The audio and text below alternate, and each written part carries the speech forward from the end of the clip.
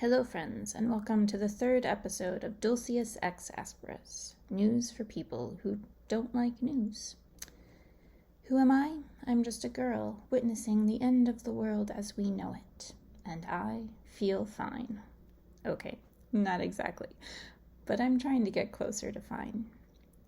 I summarized some of this week's biggest stories so you don't have to read them, unless you want to. A sincere thank you to everyone who's been following along. And if you didn't get those music references in the intro, I put together a playlist I'll share with you at the end. It's hard to pick out just one big story over the past week, but this one caught my attention. President Biden gave his son, Hunter Biden, a full and unconditional pardon. Democrats, understandably, weren't happy about this. It's not a great look for President Biden, for lots of reasons. While I don't agree with what Biden did, I think it's worth acknowledging the tension that led Biden here. Trump has consistently threatened to use the Department of Justice against his political opponents.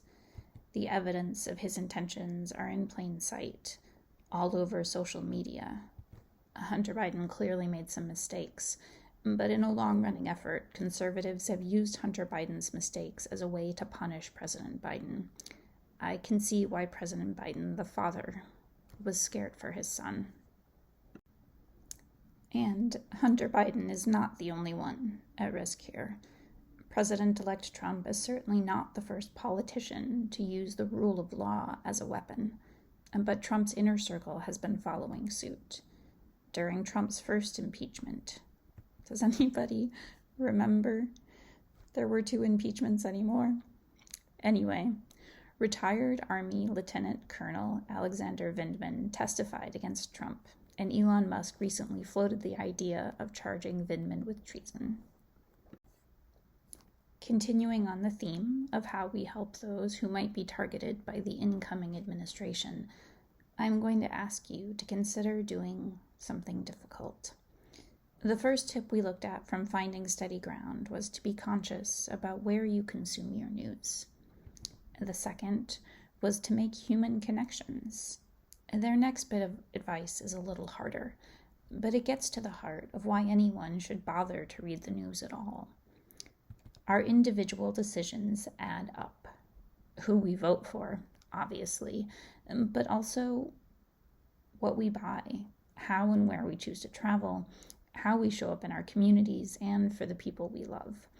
So while it's hard to read the news, the reason we do is to understand how our actions affect other people. Keep in mind that Finding Steady Ground recommends this weekly, not daily.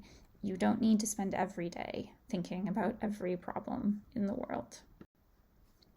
Last week I mentioned you might want to pick one issue that you care about to focus your energy on. If you have that issue in your head, think about volunteer opportunities you could find. Volunteer work doesn't have to be complicated.